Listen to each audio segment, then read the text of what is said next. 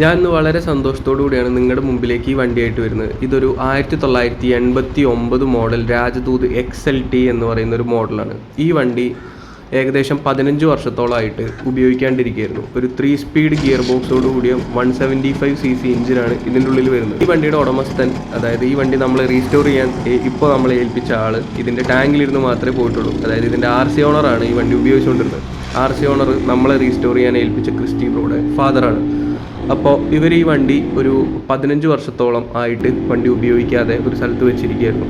പൂർണ്ണമായും സ്ക്രാപ്പ് കണ്ടീഷനിലായിരുന്നു ഈ വണ്ടി എൻ്റെ കയ്യിൽ കിട്ടുമ്പോൾ. പലരെയും റീസ്റ്റോർ ചെയ്യാനായിട്ട് നമ്മുടെ ക്രിസ്റ്റി ബ്രോ സമീപിച്ചെങ്കിലും അവരെല്ലാം ചെയ്യാൻ പറ്റില്ല, ഇത് സ്ക്രാപ്പ് ചെയ്യാണ് ബെറ്റർ, ഇതിൻ്റെ പാർട്സ് കിട്ടില്ല എന്ന് പറഞ്ഞുകൊണ്ടിരുന്നു. നമ്മൾ ഈ വണ്ടി പോയി കണ്ടു, നമ്മുടെ കാറിനകത്തെടുത്തു വീട്ടിലേക്ക് കൊണ്ടുവന്നു. അഴിച്ചു നോക്കിയപ്പോൾ ഞാനും ടോട്ടലി ഡിസപ്പോയിൻറ്റായി. കാരണം ഇഞ്ചിൻ്റെ സെൻട്രൽ കേസ് വരെ ദ്രവിച്ച് പൊട്ടിയിരുന്നു. അപ്പോൾ നമ്മളതൊക്കെ അലുമിനിയം വെൽഡ് ചെയ്തു, മാറ്റാൻ പറ്റുന്ന അത്രയും സാധനങ്ങൾ സ്ക്രാപ്പ് യാർഡിൽ നിന്ന് മാറ്റി. അങ്ങനെയാണ് ഈ വണ്ടി ഒരു പൂർണ്ണ റണ്ണിങ് കണ്ടീഷനിലേക്കാക്കി നിങ്ങളുടെ മുമ്പിലേക്ക് നമ്മൾ എത്തിച്ചിരിക്കുന്നത്. ഇതിൻ്റെ ഒരു റീസ്റ്റോറേഷൻ വീഡിയോ, അതായത് സ്ക്രാപ്പ് കണ്ടീഷനിൽ കിട്ടുമ്പോൾ മുതൽ ഈ ഒരു കണ്ടീഷനിലാക്കുന്നത് വരെയുള്ളൊരു വീഡിയോ നമ്മൾ യൂട്യൂബിൽ ഓൾറെഡി അപ്ലോഡ് ചെയ്തിട്ടുണ്ട്. അപ്പോൾ നമ്മളിന്ന് ഈ വണ്ടിയുടെ കുറച്ച് കാര്യങ്ങളും പിന്നെ അതുപോലെ ഈ വണ്ടി വർക്ക് ചെയ്യാനായിട്ട് എന്നെ സഹായിച്ചവരുടെ കാര്യങ്ങളും അതൊക്കെയാണ് നമ്മൾ ഇന്ന് ഈ വീഡിയോയിൽ കൂടെ പറയുന്നത്. അപ്പോൾ നമുക്ക് നേരെ വീഡിയോയിലേക്ക് പോകാം.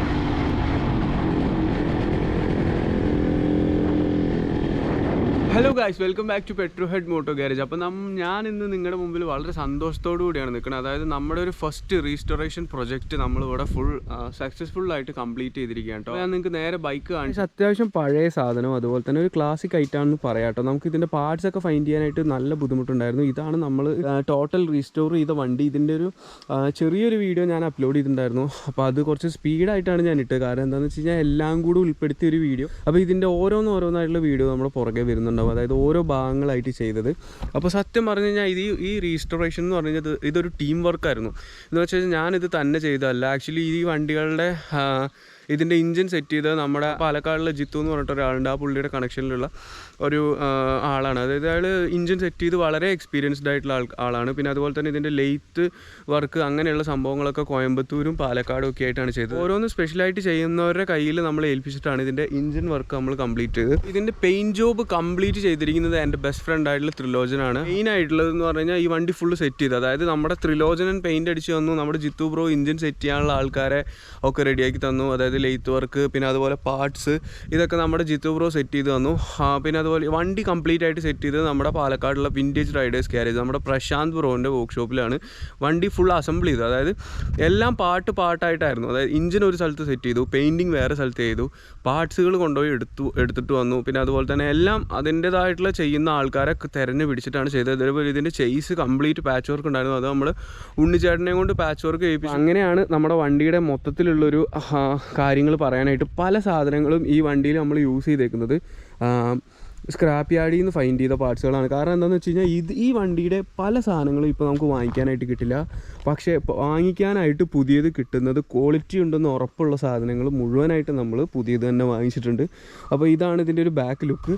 പലർക്കും സംശയമുണ്ട് ഈ വണ്ടിയുടെ തന്നെയാണോ ഇതെന്ന്. ആക്ച്വലി ഈ വണ്ടി ഷോറൂമിൽ നിന്ന് എങ്ങനെ ഇറങ്ങിയോ അതേ രീതിയിലാണ് നമ്മൾ റീസ്റ്റോർ ചെയ്തേക്കുന്നത്. ആകെ ഇതിനകത്ത് നമ്മുടെ സൈഡിൽ നിന്ന് ചെയ്തേക്കുന്ന ഒരു എന്താ പറയുക ഒരു വ്യത്യാസം എന്ന് പറയാനായിട്ടുള്ളത് ഈ സൈഡ് മിറേഴ്സ് മാത്രമാണ്. സൈഡ് മിറേഴ്സ് നമ്മൾ സ്ക്വയർ ടൈപ്പ് ആക്കി. ആക്ച്വലി ഇതിനകത്ത് റൗണ്ട് ടൈപ്പാണ് വരിക. പക്ഷേ എന്താണെന്ന് വെച്ച് കഴിഞ്ഞാൽ ഫ്രണ്ടിൽ നിന്ന് നോക്കുമ്പോൾ നമ്മുടെ ഹെഡ്ലൈറ്റും പിന്നെ അതുപോലെ തന്നെ ഇൻഡിക്കേറ്റേഴ്സും ഒക്കെ സ്ക്വയർ ആയിരുന്നു. പിന്നെ അതുപോലെ മീറ്റർ സ്ക്വയർ ആണ് ഇരിക്കുന്നത്. അപ്പോൾ അതുകൊണ്ട് നമ്മൾ ആ ഒരു സൈഡ് മിറേഴ്സും കൂടെ സ്ക്വയറാക്കി. പിന്നെ അതുപോലെ തന്നെ ഫ്രണ്ടിലെ ടയേഴ്സ് എന്ന് പറഞ്ഞു കഴിഞ്ഞാൽ റാൽക്കോൻ്റെ ഒരു അത്യാവശ്യം എന്താ പറയുക ത്രെഡ് തോന്നിക്കുന്ന ടൈപ്പ് ഒരു ടയേഴ്സാണ്. ഫ്രണ്ടിലും ബാക്കിലും ഇതിന് സെയിം ടയറാണ് വരുന്നത്. അപ്പോൾ അതാണ് ഇട്ട് കൊടുത്തേക്കുന്നത്. പിന്നെ അതുപോലെ തന്നെ എല്ലാ സാധനങ്ങളും ഇതിനകത്ത് ആക്ച്വലി ഫുൾ തുരുമ്പ് പിടിച്ചിട്ട് ഒരു എന്താ പറയുക ഏകദേശം ഒരു 15 വർഷത്തോളം വണ്ടി ഒരു പ്ലാവിൻ്റെ ചുവട്ടിൽ വെച്ചേക്കാണ്. അവിടുത്തെ മഴയും വെയിലും കൊണ്ടിട്ട് അങ്ങനെ നാശമായി പോയ വണ്ടിയായിരുന്നു. അവിടെ നിന്ന് നമ്മൾ എടുത്തുകൊണ്ട് വന്നിട്ടാണ് ഇത് ഫുള്ള് റീസ്റ്റോർ ചെയ്ത് ഇപ്പോൾ ഇങ്ങനെ ഒരു കണ്ടീഷനിലേക്ക് ആക്കി വെച്ചേക്കുന്നത്. ഈ വണ്ടി എങ്ങനെയാണോ ഷോറൂമിൽ നിന്ന് ഇറങ്ങിയത് അതേ സെറ്റപ്പിലാണ് ഇപ്പോഴും വണ്ടി ഉള്ളത്. ആക്ച്വലി ഈ സ്റ്റിക്കേഴ്സ് പിന്നെ അതുപോലെ തന്നെ ഇതിൻ്റെ ബാഡ്ജിങ് ഇതൊക്കെ നമ്മൾ ഈ വണ്ടിയിൽ ഉണ്ടായിരുന്ന അതേ സെയിം ഇതിൽ തന്നെയാണ് മൊത്തം ചെയ്തെടുത്തേക്കുന്നത്. പിന്നെ അതുപോലെ തന്നെ പാർട്സുകൾ ഫൈൻഡ് ചെയ്തിരിക്കുന്നതാണ്. ഇതിനകത്ത് നമ്മൾ മാക്സിമം സാധനങ്ങൾ ഒറിജിനൽ പാർട്സ്, അതായത് ഈ കീ കണ്ടു കഴിഞ്ഞാൽ നിങ്ങൾക്ക് മനസ്സിലാവും എസ്കോട്ട് ഒരു സൈഡിൽ എഴുതിയിട്ടുണ്ട് രാജദൂത് എന്ന് പറഞ്ഞിട്ട് ഒറിജിനൽ ഇഗ്നിഷൻ കീ. അതൊക്കെയാണ് നമ്മൾ ഫൈൻഡ് ചെയ്ത് അങ്ങനെ മാക്സിമം സാധനങ്ങൾ ഒറിജിനൽ ഇട്ടിട്ടാണ് ചെയ്തേക്കുന്നത്. ആക്ച്വലി ഇതിൻ്റെ എഞ്ചിൻ തുറന്നു കഴിഞ്ഞപ്പോൾ സിലിണ്ടർ അതുപോലെ തന്നെ നമ്മുടെ ക്രാങ്കിൻ്റെ അവിടെ വരുന്ന സെൻട്രൽ കേസൊക്കെ ഫുള്ള് അലുമിനിയം ദ്രവിച്ചു പോയേക്കായിരുന്നു. അപ്പോൾ കേസിങ് പോലും നമ്മൾ അലുമിനിയം വെൽഡ് ചെയ്ത് ഒക്കെ ലെവലാക്കിയിട്ടൊക്കെയാണ് നമ്മളിപ്പോൾ ഈ വണ്ടി ഈ ഒരു കണ്ടീഷനിലാക്കി ഇവിടെ ഇറക്കിയിരിക്കുന്നത് കേട്ടോ. ചെയ്സ് എന്നൊക്കെ പറയാനായിട്ട് ചെയ്സൊക്കെ വളരെ മോശം കണ്ടീഷനായിരുന്നു.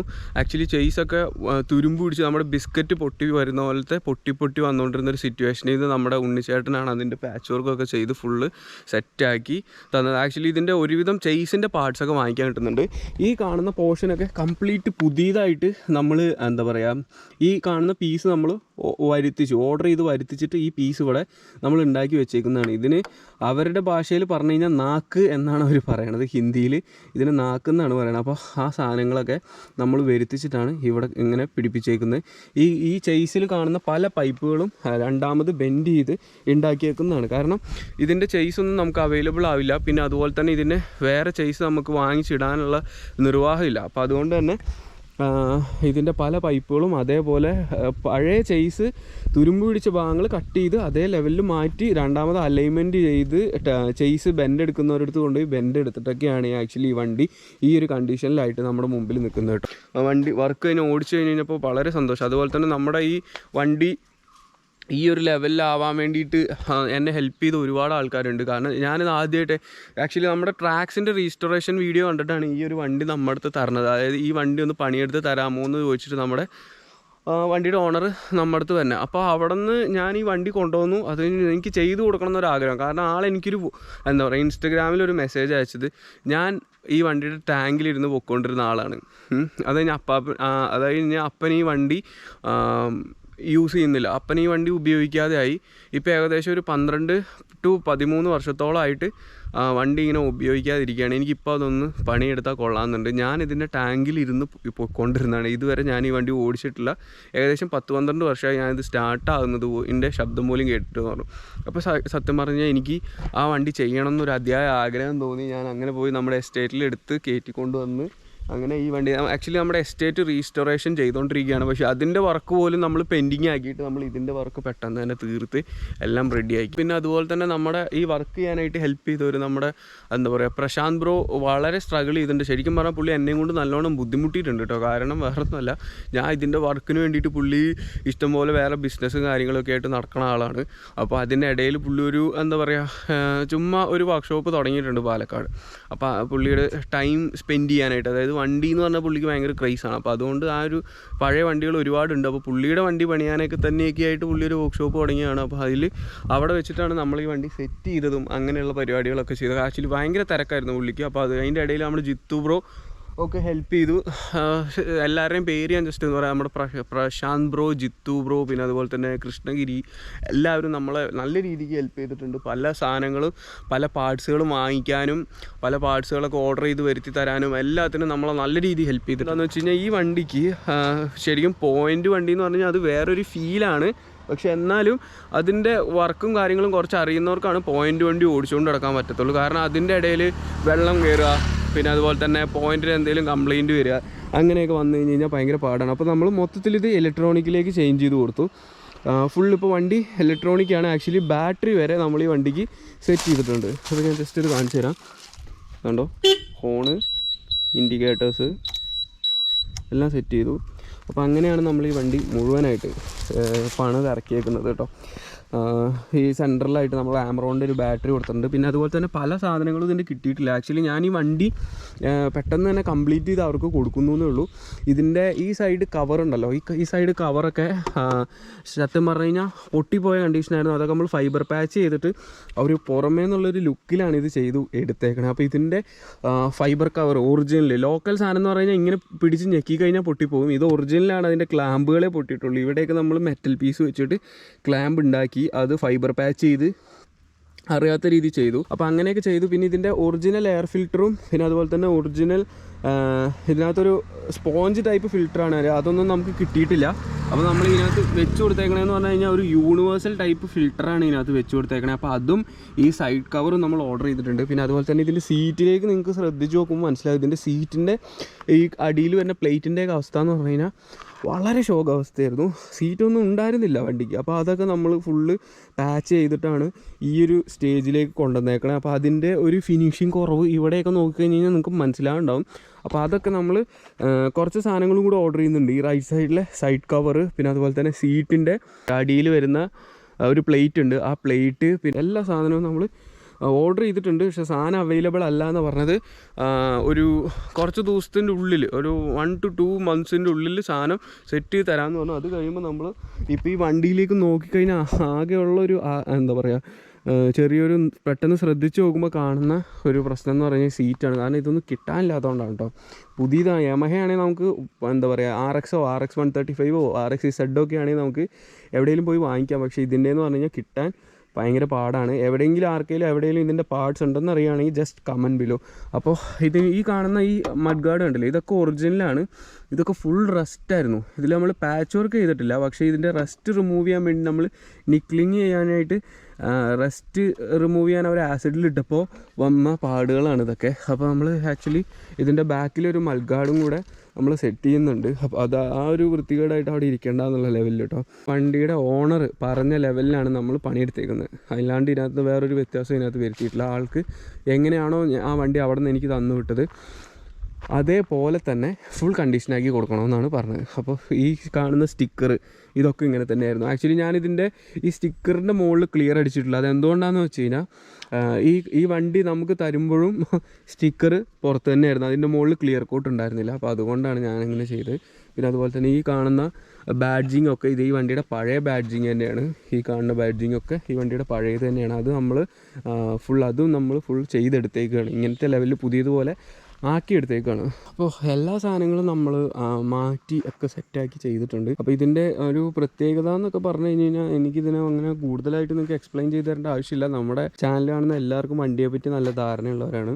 അപ്പോൾ ഇതിനകത്ത് നമ്മൾ അഡീഷണലായിട്ട് ചെയ്തേക്കുന്നതെന്ന് പറഞ്ഞു കഴിഞ്ഞാൽ ഈ കാണുന്ന ഈ സൈലൻസറിൻ്റെ ഒരു ഷീൽഡർ വെച്ചിട്ടുണ്ട്. സത്യം പറഞ്ഞാൽ ഇതിൻ്റെ ബെൻഡ് പൈപ്പൊക്കെ പോയിട്ട് നമ്മളിത് എസ്കോട്ട് എയ്സ് എന്ന് പറയുന്നൊരു വണ്ടിയുടെ ബെൻഡ് പൈപ്പാണ് വാങ്ങിച്ചത്. അപ്പോൾ അതിനിങ്ങനെ ഒരു ഷീൽഡർ ഉണ്ടായിരുന്നു. അപ്പോൾ നമ്മൾ ആ ഷീൽഡറും കൂടെ ഇതിന് സെറ്റ് ചെയ്ത് കൊടുത്തു. കാണുമ്പോൾ ഒരു ഭംഗിക്ക് വേണ്ടിയിട്ട് ആ ഷീൽഡർ സെറ്റ് ചെയ്തിട്ടുണ്ട്. പിന്നെ അതുപോലെ ഇതിൻ്റെ ഫ്രണ്ട് മഡ് ഗാർഡ് അല്ല ഇതിൻ്റെ ഫ്രണ്ട് മഡ് ഗാർഡ് എന്ന് പറഞ്ഞു കഴിഞ്ഞാൽ RD 350യുടെ ഫ്രണ്ട് മഡ് ഗാർഡിൻ്റെ ഒരു കുറച്ചും കൂടി വലിപ്പം കുറഞ്ഞ ടൈപ്പിലാണ് ഇതിൽ വന്നിരുന്നത്. അതായത് ഇങ്ങനെ ഇവിടുന്ന് ഇങ്ങനെ ഒരു സ്റ്റേ ആയിട്ട്. അപ്പോൾ അതും മൊത്തത്തിൽ പോയതുകൊണ്ട് നമ്മൾ ഇതും എസ്കോട്ട് എയ്സ് എന്ന് പറയുന്ന വണ്ടിയുടെ മഡ് ഗാർഡാണ് ഇതിന് സെറ്റ് ചെയ്ത് കൊടുത്തേക്കുന്നത്. പിന്നെ ഇതൊക്കെ നോക്കിക്കഴിഞ്ഞാൽ അറിയാം, ഇതൊക്കെ സെയിം നമ്മുടെ RD 350യുടെ സെയിം ബ്രേക്ക് പാഡാണ് ഇതിൻ്റെ ഫ്രണ്ടിൽ വരുന്നത് കേട്ടോ. അപ്പോൾ അത് ഭയങ്കര കോസ്റ്റ്ലിയാണ്. അതൊന്നും നല്ല സാധനം കിട്ടാനുമില്ല. ഇനി ഇൻട്രസ്റ്റിംഗ് ആയിട്ടുള്ളൊരു സംഭവം എന്ന് പറഞ്ഞു കഴിഞ്ഞാൽ ഇതിൻ്റെ കിക്കർ ലെഫ്റ്റ് സൈഡിലാണ് വരിക. പിന്നെ അതുപോലെ തന്നെ ഗിയറിൻ്റെ തൊട്ടടുത്തായിട്ടാണ് കിക്കർ ലൊക്കേറ്റ് ചെയ്തേക്കണേ. ഇത് സ്റ്റാർട്ട് ചെയ്യാന്ന് പറഞ്ഞു കഴിഞ്ഞാൽ സിമ്പിളാണ്. കണ്ടോ, ഇപ്പോൾ ആക്ച്വലി ഇത് അടിച്ച് നമ്മൾ കിക്ക് ചെയ്തിട്ടില്ല. ഇതിപ്പോൾ ഇങ്ങനെ പമ്പ് ചെയ്തുകൊണ്ടിരിക്കുകയാണ്. പമ്പ് ചെയ്ത് കഴിഞ്ഞിട്ട് ഒറ്റ അടിക്കും.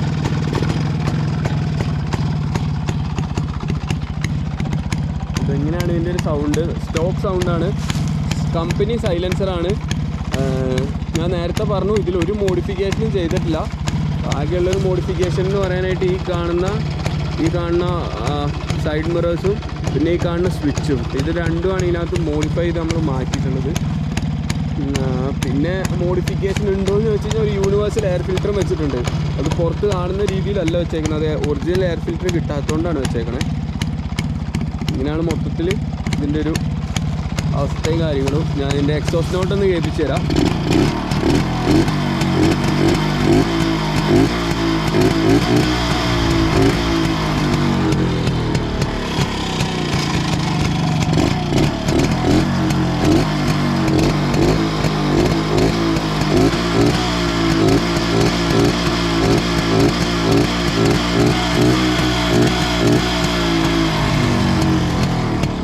അപ്പോൾ ഇതാണ് വണ്ടിയുടെ എക്സോസ്റ്റ് നോട്ടും കാര്യങ്ങളൊക്കെ ഇങ്ങനെയൊരു ലെവലിലാണ് നിൽക്കുന്നത്. അപ്പം എൻ്റെ വണ്ടിക്ക് ചെറുതായിട്ടൊരു എയറിൻ്റെ സൗണ്ട്, അതായത് ഒരു എയർ എടുക്കുന്ന പോലെ ഒരു സൗണ്ട് കേൾക്കുന്നുള്ളത് എന്താണെന്ന് വെച്ച് കഴിഞ്ഞാൽ നമ്മുടെ യൂണിവേഴ്സൽ എയർ ഫിൽറ്ററാണ് ഇതിൻ്റെ ഉള്ളിലിരിക്കുന്നത്. അതുകൊണ്ടാണ് ഒരു എയർ സക്ക് ചെയ്തെടുക്കുന്നതിൻ്റെ പോലത്തെ ഒരു ശബ്ദവും കാര്യങ്ങളും കേൾക്കണം കേട്ടോ. ഈ ഒരു വീഡിയോ നമുക്ക് ഇഷ്ടമായെന്ന് വിചാരിക്കുന്നു. പറ്റുകയാണെങ്കിൽ ഈ വീഡിയോയിൽ തന്നെ നമ്മൾ ഈ വണ്ടി ഇതിൻ്റെ ഓണർക്ക് കൊടുക്കണതിൻ്റെ ആയിട്ട് ഒരു ഡെലിവറി വീഡിയോ കൂടെ നമ്മൾ ഇതിനകത്ത് മാക്സിമം ആഡ് ചെയ്യാനായിട്ട് ട്രൈ ആക്കുന്നതായിരിക്കും. അത് ഇവിടെയുള്ള നമ്മുടെ വീടിൻ്റെ അടുത്തുള്ള ആളെന്നല്ല, അത്യാവശ്യം ദൂരെയാണ്. അപ്പോൾ അടുത്തൊരു വീഡിയോ ആയിട്ടാണ്. അതുവരെ ബൈ.